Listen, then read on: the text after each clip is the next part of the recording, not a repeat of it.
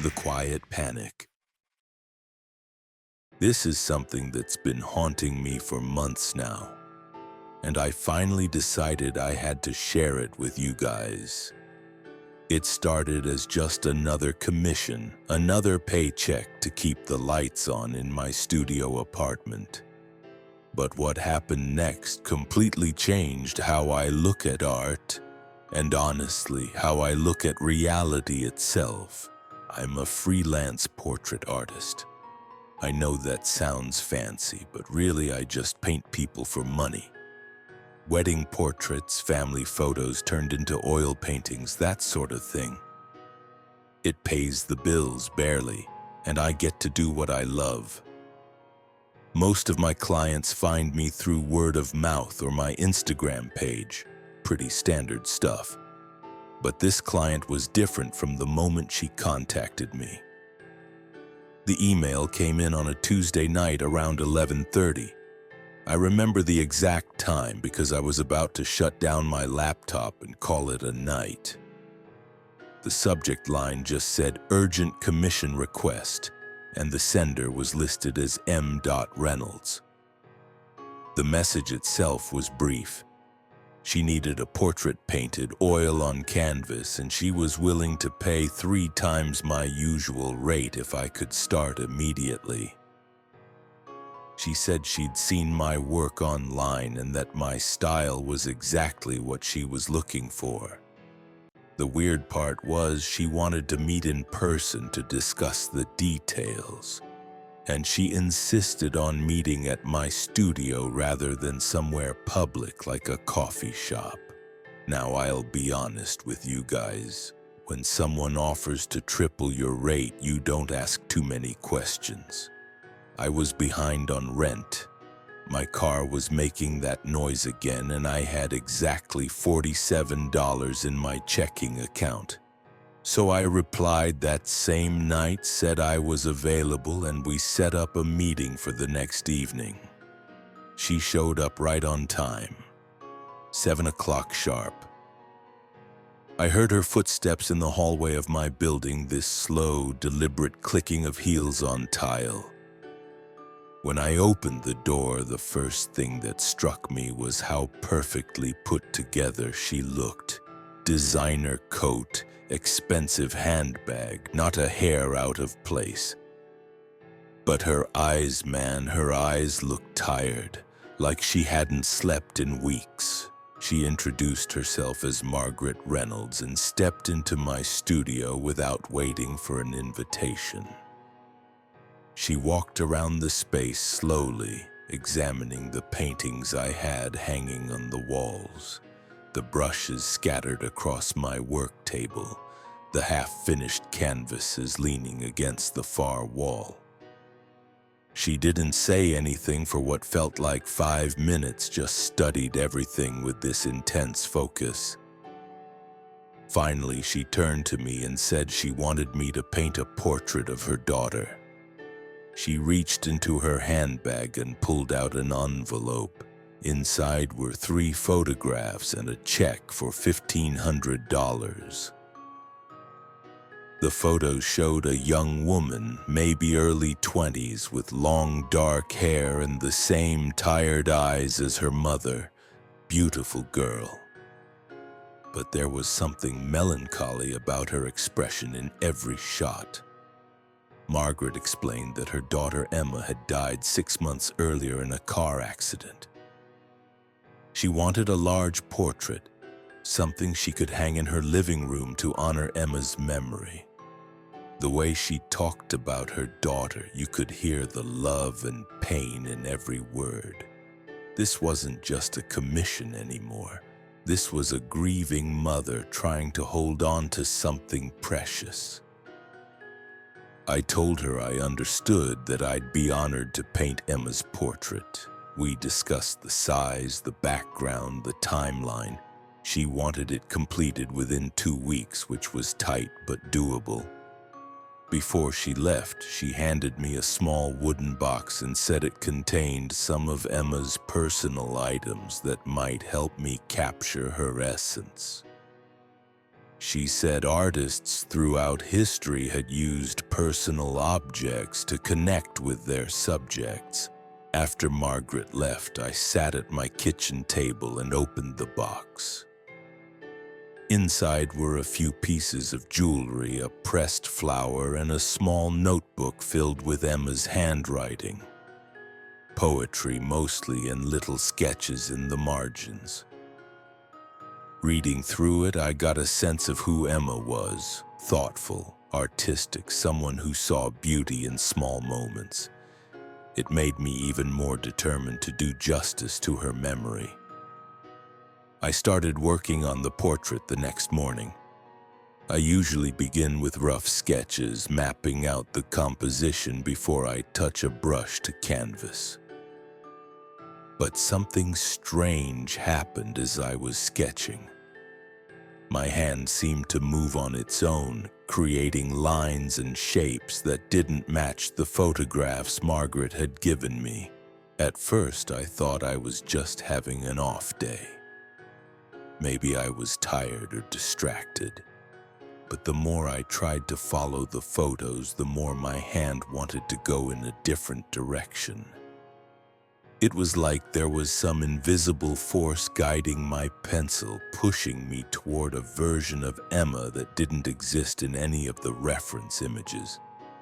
I decided to take a break and come back to it later. But when I returned to my easel that evening, the sketch had changed. I'm not talking about my imagination running wild here. The drawing on my paper was physically different from what I had left there hours earlier.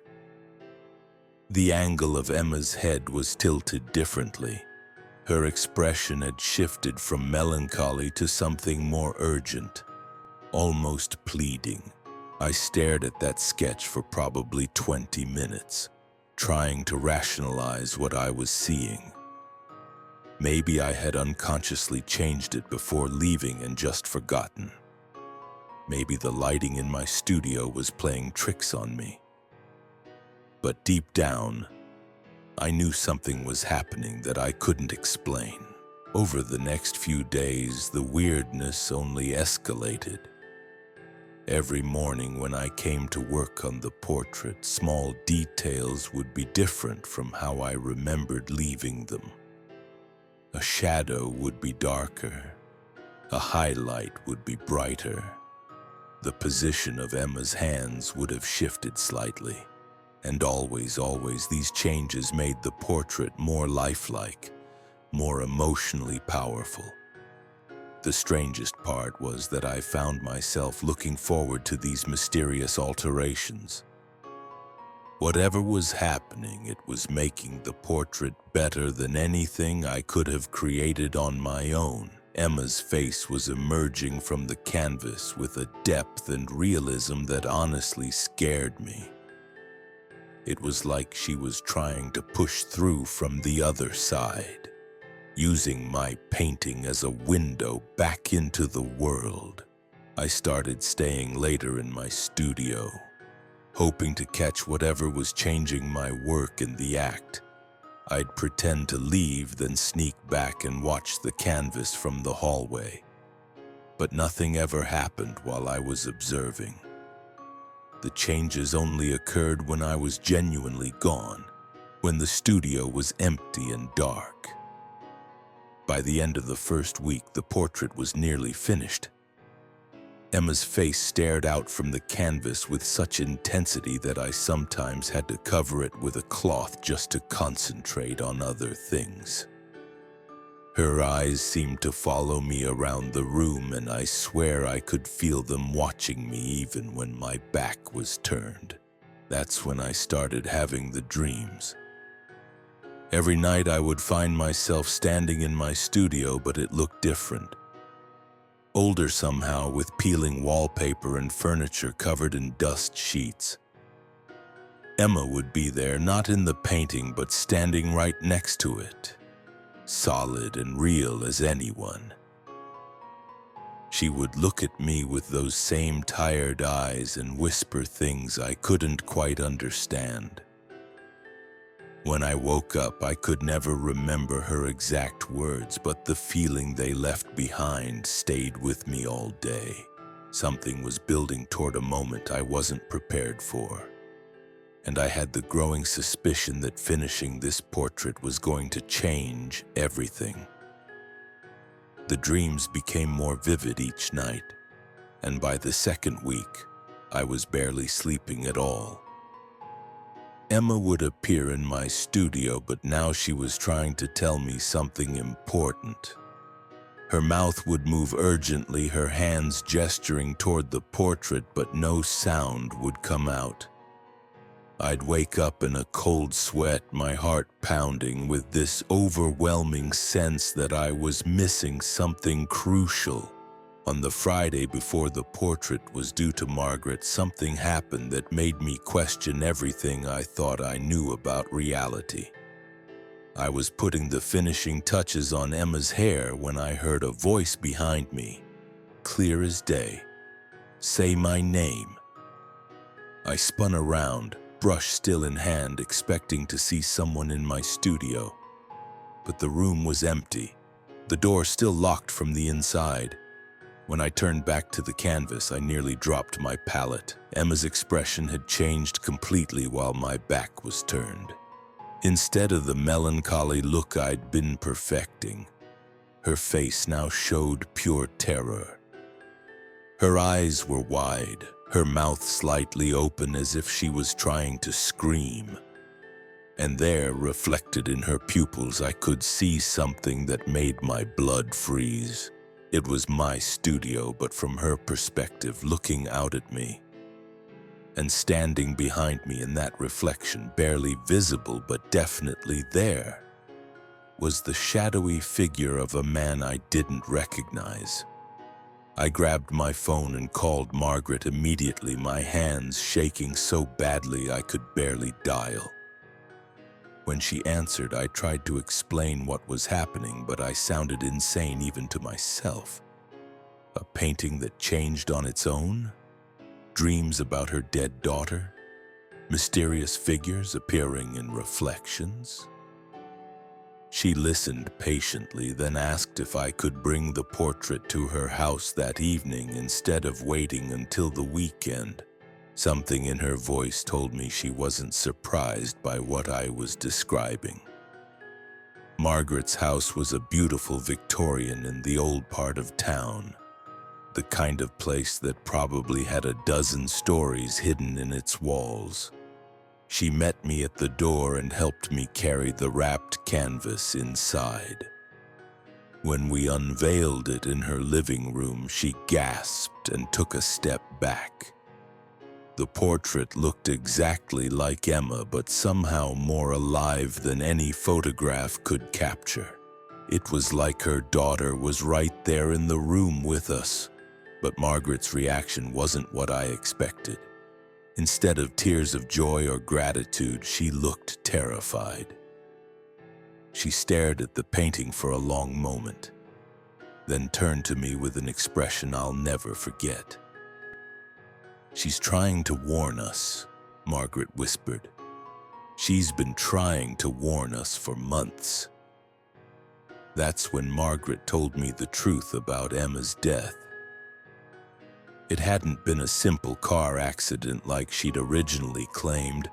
Emma had been driving home from her job at a local art gallery when someone forced her off the road.